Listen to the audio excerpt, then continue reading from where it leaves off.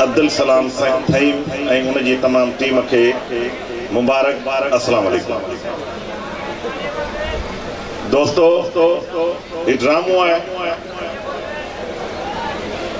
इनमें तकरीर जो को एडो जवाज़ ना है, छो तो सब दोस्त बैठा आहिनि त बाबा जल्दी ड्रामो पेश थी तकरीर जो को इतने जवाज़ ही ना है। पर जेकॾहिं साईं नूरदीन नफ़ीस ते न ॻाल्हाइजे, जंहिंजे ख़ातिर जंहिंजे करे ही ड्रामो पियो थिए, तो मुझे ख्याल में ज़्यादती थी। आऊं तव्हांखे साईं नफ़ीस सां ॻारियल ॿ टे सारूणियूं ॻाल्हियूं ॿुधाईंदुसि। साईं नफ़ीस सां 80 जे ॾहाके में साईं नफ़ीस जी केबिन जे साम्हूं असांजो कपिड़े जो दुकान हूंदो हो। साईं के ईअं जीअं असां बालपण खां 80 जे ॾहाके में ॾिसंदा रहंदा हुआसीं। हिते प्राइमरी स्कूल में असीं पढ़ंदा हुआसीं। मूंखे यादि आहे 5 क्लास में 85 जो ज़मानो हुयो, तकरीरी मुक़ाबिलो हुयो।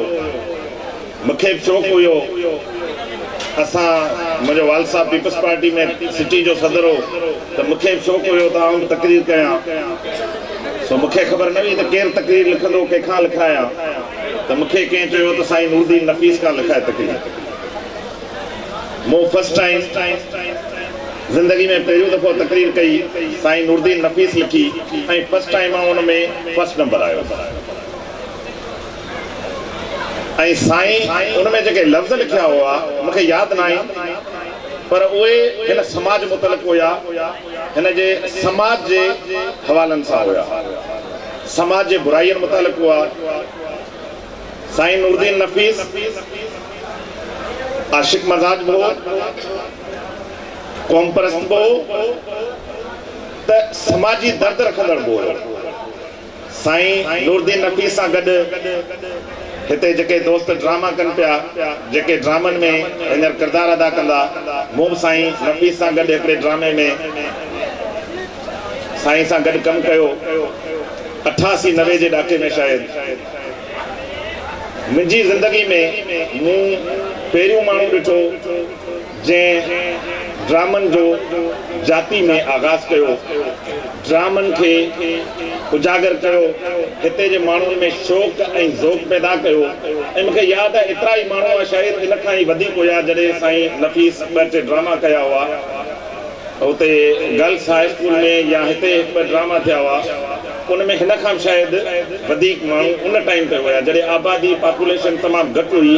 उन जे बावजूदि एॾो शौक़ ऐं ज़ौक़ हूंदो हो। हूअं त जाती में ड्रामा शुरू खां थींदा हुआ, हूंदो हो अंदर में इहो उत्साह हूंदो हो त समाजी बुराइयुनि खे उजागर कया। उन खां अलावा साईं हिकिड़ो तमामु वॾो शाइर हुयो। असांजे जाती तलिके में तमामु बहितरीन ऐं वॾा शाइर आहिनि, वॾा अदीब आहिनि। अदब ऐं शाइरी बि हिकिड़ो इंसान खे हर माण्हू में न हूंदी आहे, उहा अलाह जी तरफ़ां हिकिड़े माण्हू में हिकिड़ो इहा कावश पैदा थींदी आहे त हर माण्हू में इहा न हूंदी आहे। मूं बि शाइरी जी कोशिशि कई, नथी सघियासीं। इहा हर कंहिं माण्हू खे शाइरी नथी थी सघे। साईं नूरदीन नफ़ीस तमामु वॾो शाइर हुयो, तमामु वॾो शाइर हुयो।